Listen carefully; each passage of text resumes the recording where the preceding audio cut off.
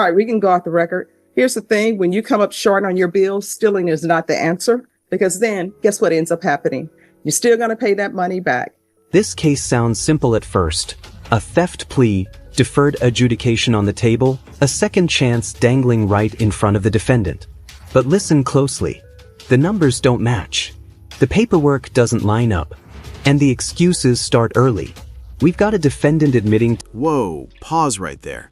At first glance, it seems like a routine theft case, but the numbers are already off. Watch how early discrepancies in paperwork and restitution hint that this plea isn't going to be as clean as it looks. Ever wonder how judges spot shaky credibility within seconds? Stay tuned. To stealing tens of thousands, a restitution amount that keeps changing, and a judge who's clearly not buying confusion as accountability. This isn't about paperwork mistakes. This is about credibility. And in this courtroom, credibility decides everything. Watch how quickly patience turns into pressure when the judge starts asking the one question the defendant can't dodge. How much did you really take? And are you actually prepared to pay it back? Did you understand you're charged with the offense of theft, $2,500 to $30,000? That's a state jail felony. Range of punishment is anywhere from 180 days up to 2 years in the state jail facility and up to a $10,000 fine. Did you understand? Yes, ma'am. Did you understand if the court were to grant your application for deferred adjudication if for... Here's the Courtroom 101 moment. The judge is laying out the stakes. State jail felony, up to $10,000 fine, deferred adjudication conditions. Notice how the court repeatedly asks, do you understand? This isn't just formality, it's legal clarity and accountability, making sure the defendant can't claim ignorance later. Any reason your deferred adjudication will revoke, court to find you guilty and sentence you up to 2 years in the state jail facility and up to a $10,000 fine. Did you understand? Yes, ma'am. Off the record for a moment. Excuse me. This is not a massage parlor. He doesn't need you to massage him. You in the black, move to a different row. You, ma'am. You. Move to a different row. All right, we're back on the record. According to the plea, there's a $500 fine to be probated. The state recommends deferred adjudication. There's to be restitution of $14,000 to the complaining witness. Did you understand that to be the plea? Yes, ma'am. Defense is at the plea. Yes, Judge. State is at the plea. Yes. Outside the agreement, the state is recommending that your deferred adjudication be for a term of 4 years. There be 200 hours of community service restitution, and there's 100 hours in parentheses. Why is that? Probated. Probated. All right. Did you understand those are recommendations from the state and the court does not have to follow those recommendations? Yes, ma'am. Then to the offenses charged, how do you plead? Guilty, not guilty, or no contest? No contest. All right. The court will find there is sufficient evidence to find you guilty. The court will defer finding you guilty as you applied for deferred adjudication. So here's my question. It says the restitution is $14,000, but it says that she admits to taking between $13,000 and $14,000. Is there any proof of this? Does anybody know that it's $14,000 and not $13,000? Well, Judge, other than what she says now, but and how's well, I don't think they have an itemization. They're going on her confession. So That's correct, John. they don't have an itemization. No, they don't. Well, it takes more than a confession to find somebody guilty. So somebody needs to come up with an itemization from somewhere, because otherwise, if somebody just says they're guilty of something. This is a key legal takeaway. A confession alone doesn't equal proof. The court wants itemized evidence. Numbers matter. Think about it. If we just took confessions at face value, the system would collapse. Judges rely on facts, not convenience. You need more than that. If somebody's saying they're entering a plea of no contest, you definitely need more than that. So with regards to the restitution amount, there needs to be something presented to the court. So I can figure out, one, is she ever going to be able to pay restitution? And two, what the restitution is. So is there anyone who can get restitution from Walmart? Something to show how much the specific amount is? Right. All All right, so then what we'll do is we'll reset this for sentencing once we know the amount, and then I'll make a decision on whether or not I'll follow your agreement.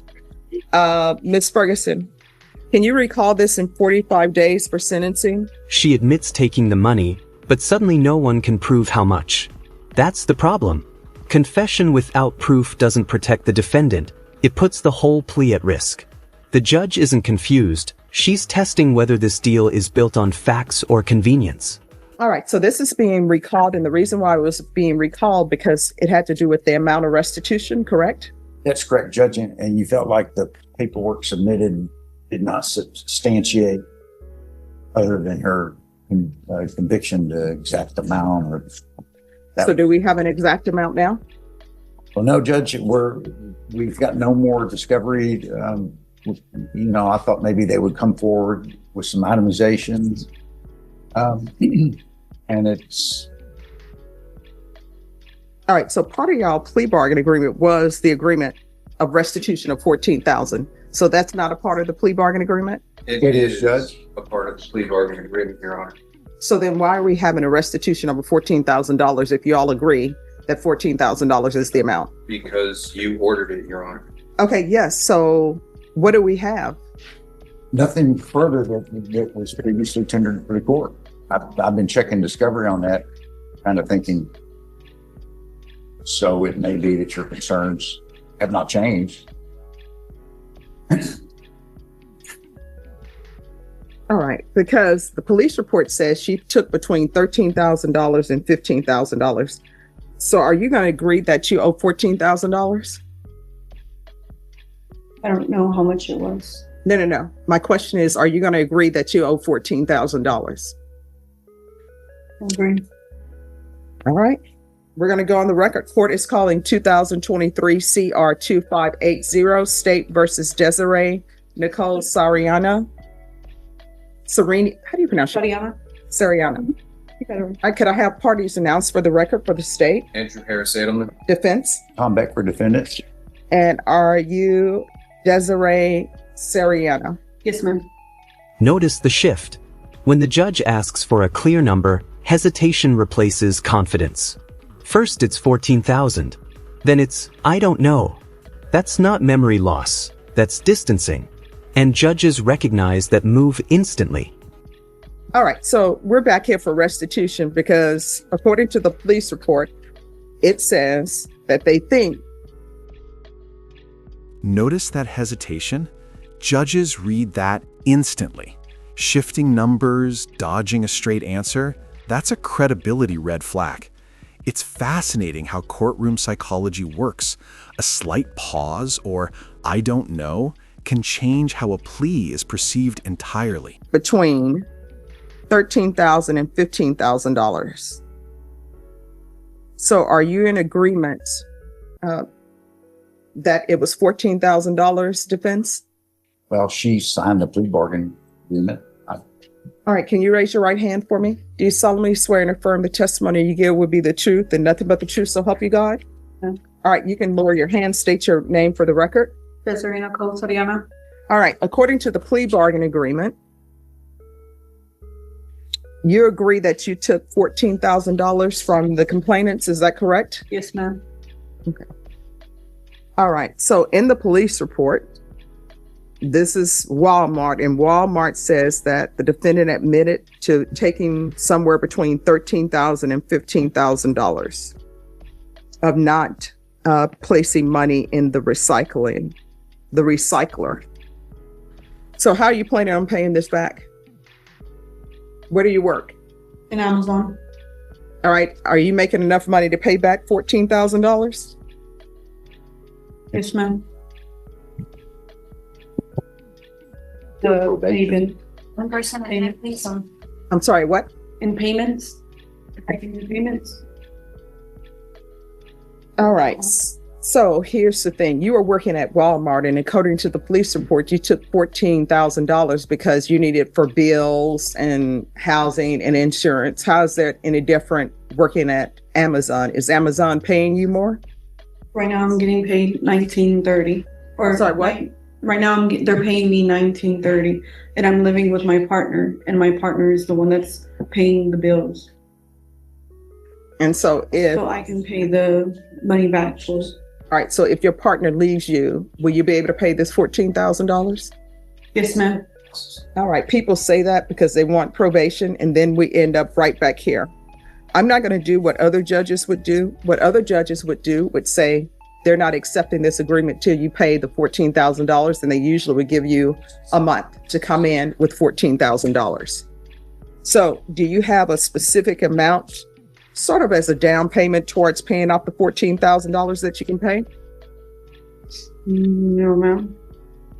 What do you mean, like a down payment? Something to start it off? Yes, like $2,000. Do you have $2,000? No. How much money do you have to pay towards this $14,000 restitution today? Right now, nothing. Why do you have nothing to pay if your partner is paying all the bills? What are you doing with your money? She's the one that told me that she would pay the bills while I do the monthly payments.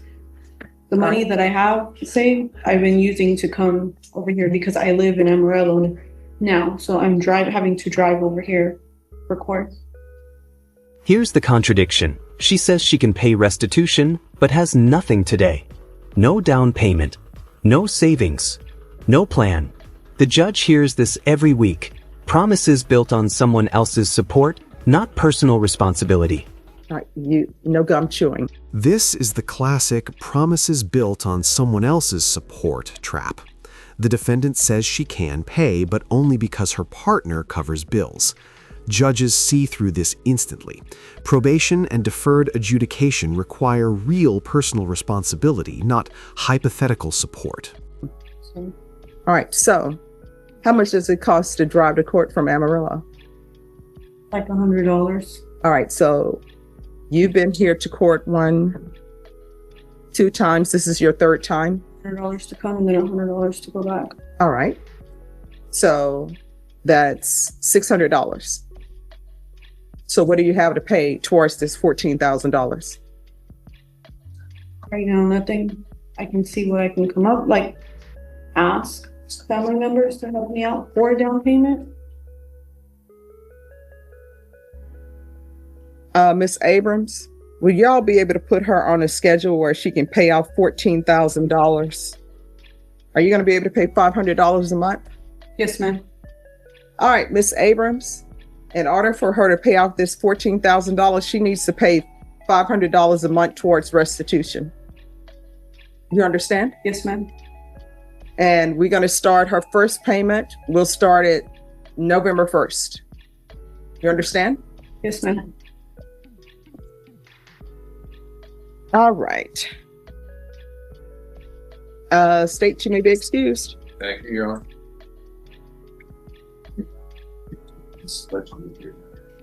Get rid of it. Court is going to sentence you to 4 years deferred adjudication. There's to be no contact with Walmart.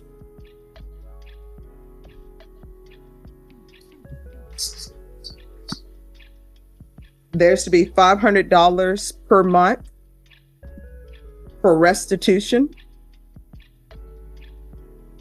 There's a $500 fine that will be probated. Proof of employment within 30 days. There's to be no employment as a home health care provider or with minors. There's to be regular reporting by Zoom or in person, regular random UAs. Do a transfer to Amarillo. What county is that? I believe it's Potter. All right. It'll be transferred to Amarillo.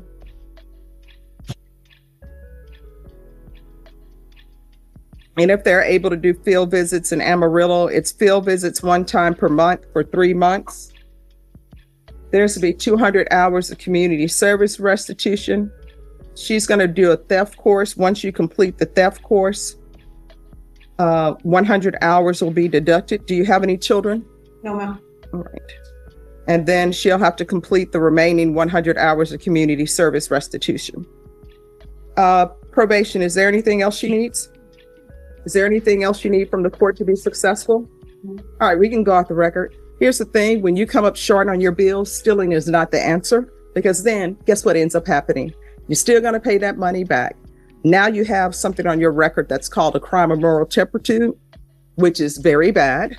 So if you try to get a job that requires you to have a license, this is going to pop up on your record, and non-disclosures will not help you. Do you understand? Yes, ma'am. In this court, I require that you report. In order to be successful on probation here, communication is key. So if there's an issue, let your probation officer know. If you feel as though they're not addressing it, you can always come back to the court. Do you understand? Yes, ma'am. And you need to handle your bills and know that you need to pay $500 a month towards restitution. Do you understand? Yes, ma'am. All right, good luck to you. Thank you. You're welcome. The judge gives her deferred adjudication, but not blind trust. Monthly payments, strict conditions, zero tolerance going forward. This wasn't mercy, it was structure. The court made it clear, excuses don't erase consequences. They delay. Here's the final lesson. The court didn't just hand out mercy. They gave structure, monthly payments, clear reporting, zero tolerance for excuses. The key question, did the defendant earn accountability, or did she just survive it? What would you do differently if you were in her shoes? Them. So here's the real question. Did the judge give accountability a chance, or did the defendant already prove she's not ready for it? Comment below, hit like, and subscribe for more real courtroom breakdowns.